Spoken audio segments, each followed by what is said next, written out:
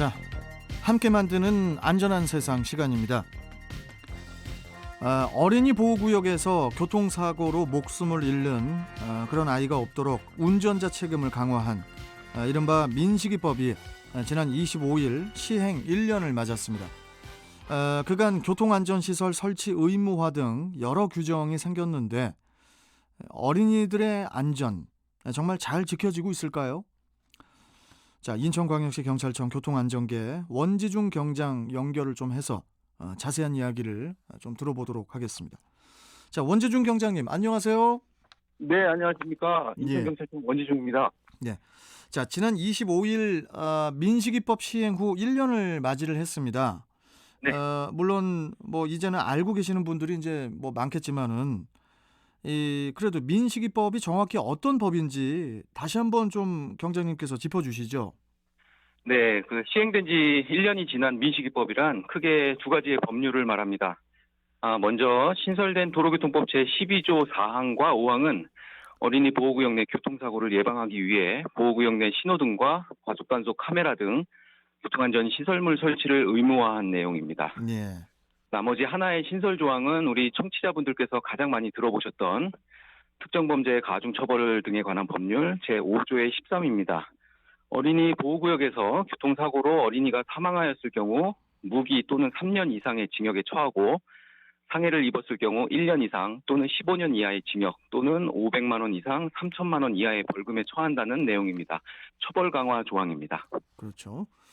자, 그런데 그 민식이법이 시행이 된 지 1년이 된 지금도 어린이 보호구역 내에서의 이 사고 소식이 잠잠할 만하면 뭐 다시 전해지고 있는데요.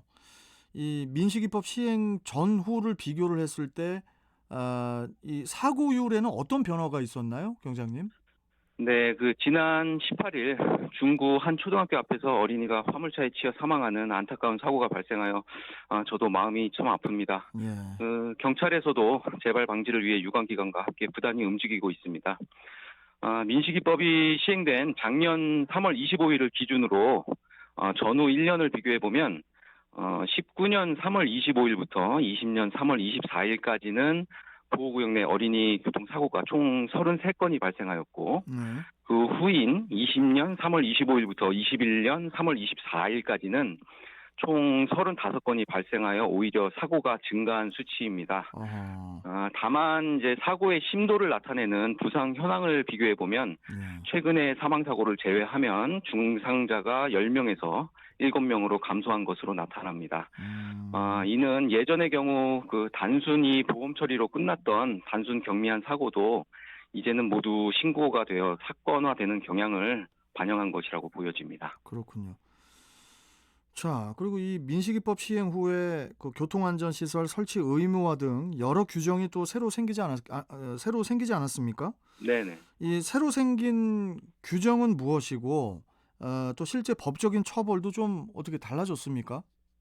네, 이전에는 어린이 보호구역이지만 신호등이 없는 교차로도 많았었는데, 그렇죠. 앞서 설명드렸던 것처럼 신설된 도로교통법 제12조 4항과 5항에 따라 보호구역 내 신호등과 과속 단속 카메라 등 교통안전 시설물이 순차적으로 설치되고 있습니다.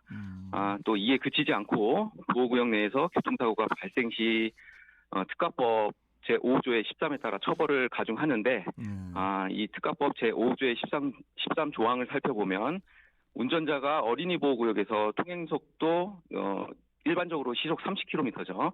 통행속도를 준수하고 어린이의 안전에 유의하면서 운전해야 할 의무를 위반하여 어린이에게 업무상 과실, 중과실 치사상의 죄를 범할 경우에 사망은 무기 또는 3년 이상의 징역에 처하고 상해를 입힐 경우에는 1년 이상 또는 15년 이하의 징역 또는 500만 원 이상 3천만 원 이하의 벌금에 처한다라고 되어 있습니다. 일반적으로 업무상 과실, 중과실 치사상의 처벌 조항이 5년 이하의 금고 또는 2천만 원 이하의 벌금형으로 규정되어 있으니 이와 비교해 보면 상당히 가중 처벌을 하고 있습니다. 현재도. 그렇군요.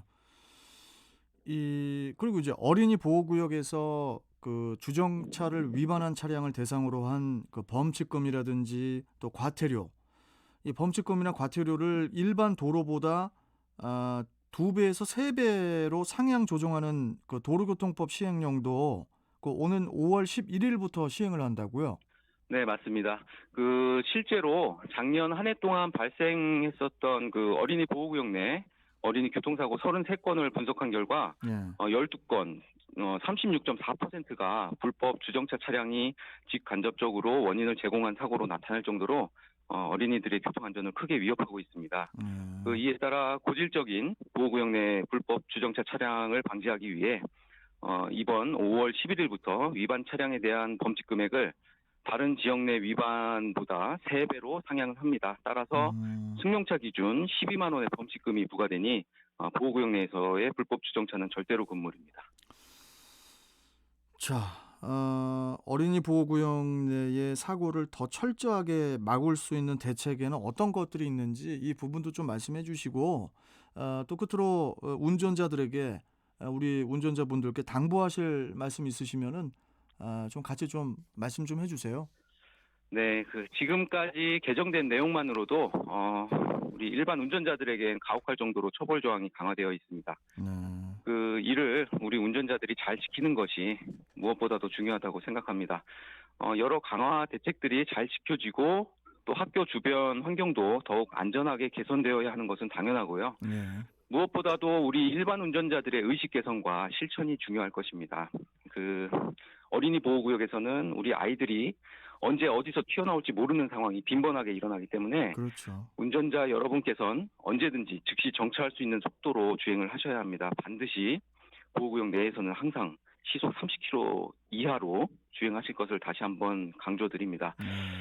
너무 무리한 대책이다, 가혹한 정책이다라고 비난보다는 우리 대한민국의 미래인 우리 아이들을 지키는 일이 무엇보다도 중요함을 잊지 않으셨으면 합니다.